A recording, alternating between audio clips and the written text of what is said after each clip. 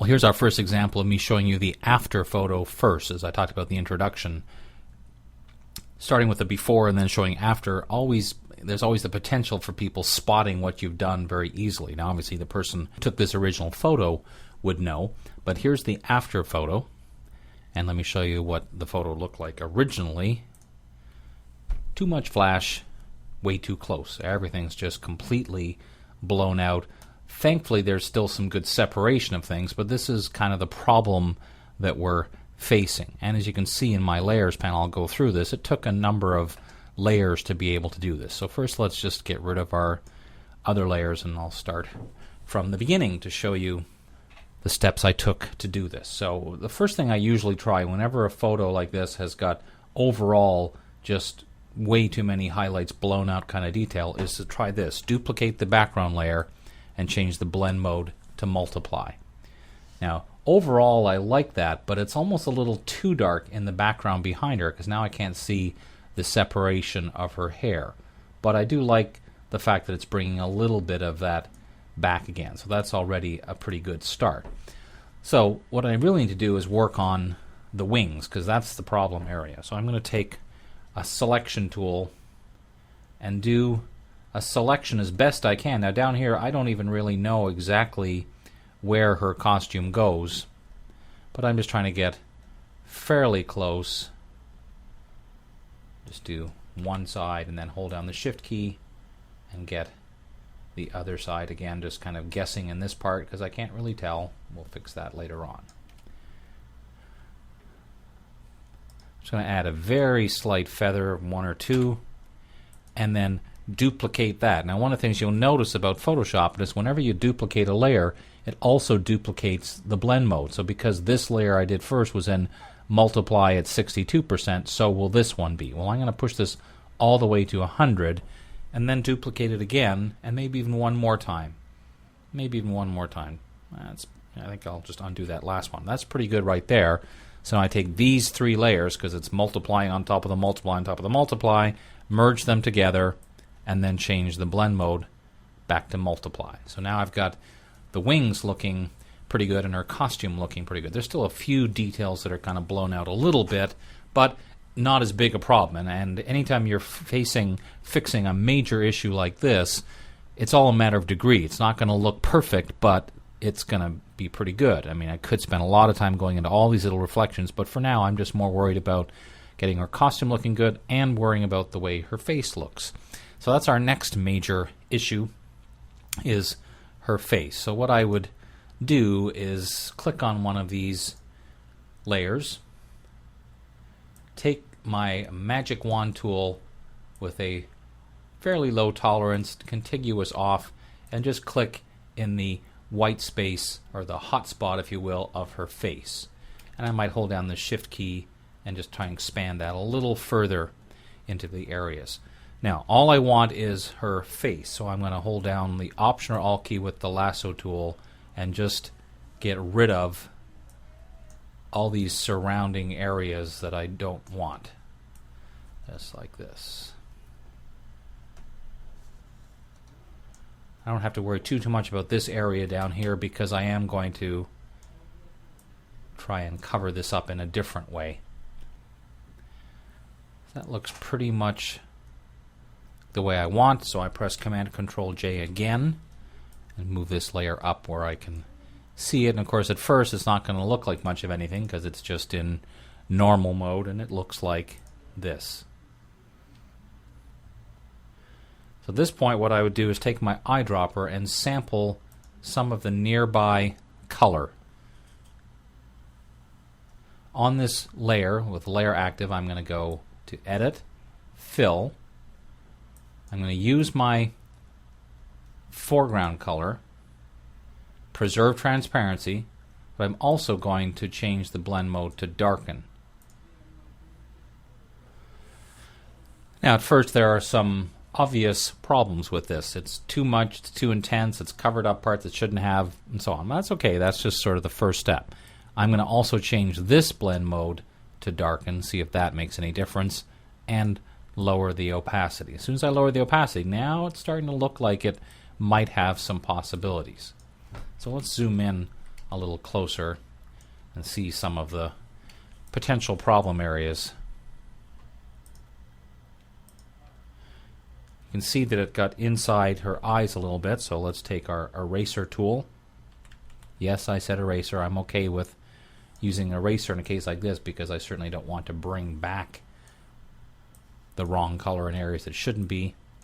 Now in the case of her teeth, if I erase completely 100%, then she has brilliant white teeth. So I might lower the opacity a little bit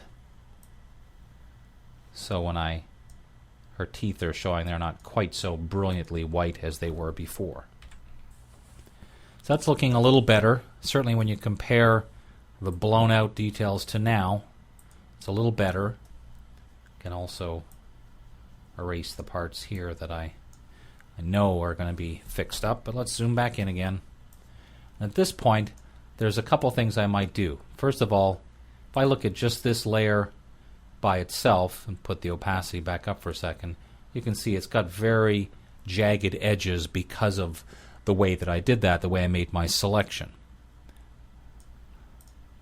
So what I might consider doing is doing a little bit of a blur,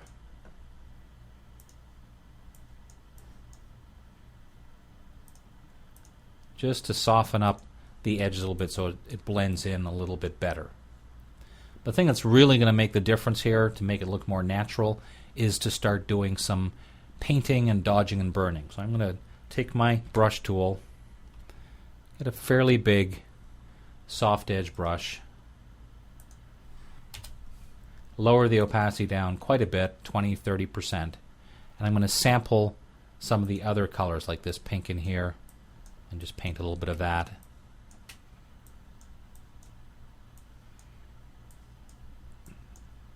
Here and there.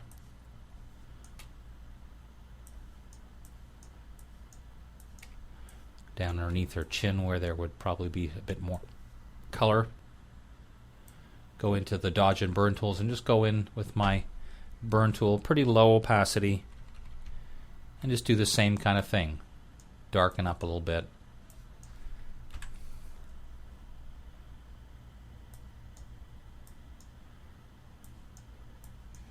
Trying to make it so it's not quite, like that last one there, quite so even across the board.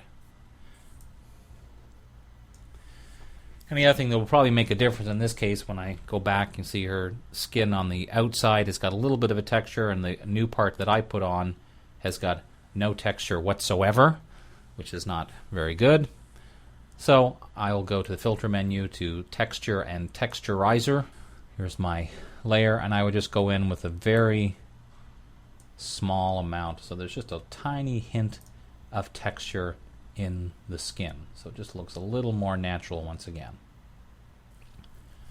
Now the reality is I would probably spend another half hour on her face, because that's kind of obviously the most important part that people are going to look at, but I think that gives you the idea of a good starting point.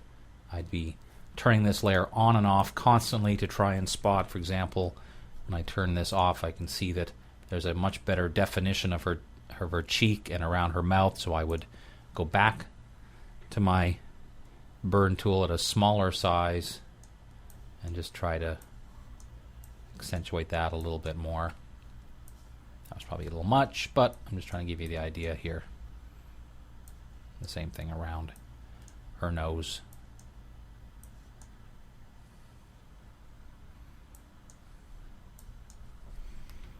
Alright, so that's the basic idea for her face, and again we would keep going that, adding different paint colors and so on.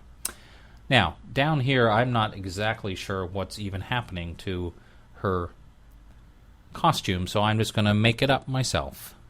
So I'm going to take the rectangular marquee tool, draw a rectangle down here, then take my elliptical marquee tool with the Option or Alt key held down, so I just want to come in here and add a little curve to this.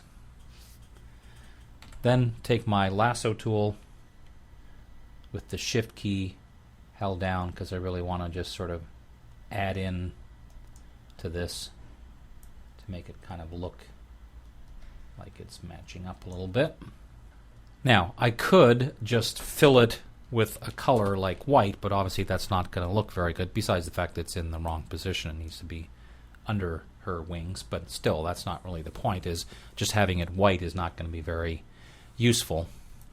So here's one of the reasons why anytime I have an opportunity, I take photos of textures. Here's a wedding dress that I didn't have a purpose for, but I just took a photo of it because I thought it was a neat texture. Well, in this case, this could be something I could use. So I'm going to copy that, switch back here, and use paste into to create a new layer which has got my shape in there. And then it's just a matter of making it look a little more realistic by finding the parts. Like in here, I think I'll just kind of, where I can see her costume, even though that's probably not where it looks like it went down this way, I'm just going to do it like this so I can have more control over it.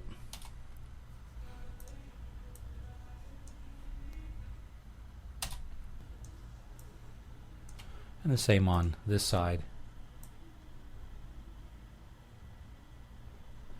Let's try and make it kind of fit in with what we've got here.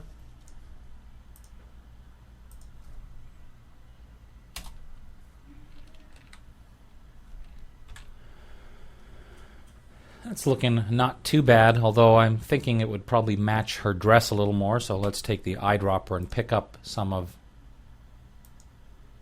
the color off of her wings. I'm going to load this as a selection, Command and Control, click on that layer mask, and then let's add a hue saturation adjustment layer with colorize turned on. And I'll just make sure, even though I thought I'd put it up there, it chose not to go. So I'm going to move it up to the top so it will colorize the correct area.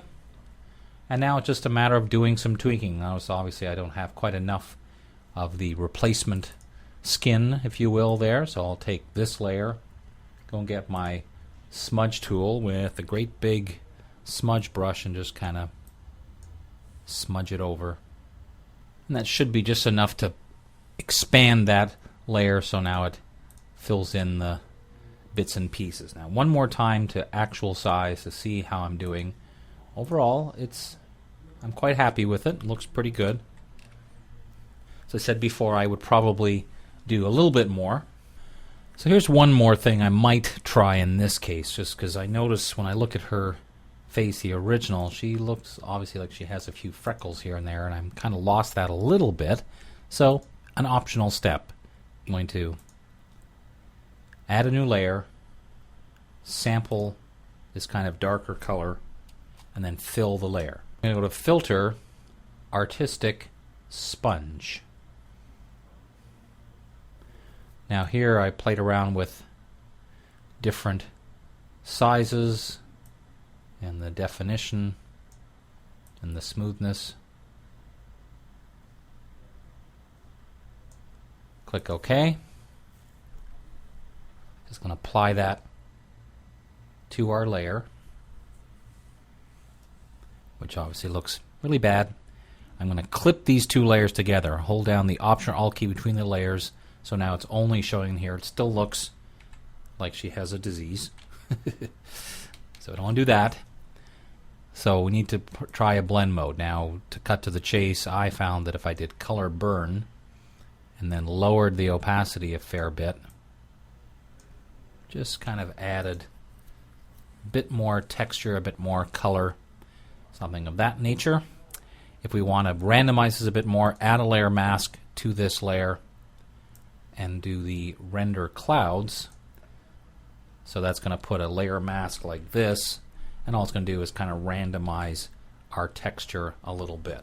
So am I finished yet? Not entirely. I'd again spend more time on her face, but overall, let's just take a look at the original to where I am now. I'm quite happy with those results, and working on a little further, I think I could end up with something that I'd be happy to print off and give to them and say, here's your fixed photograph.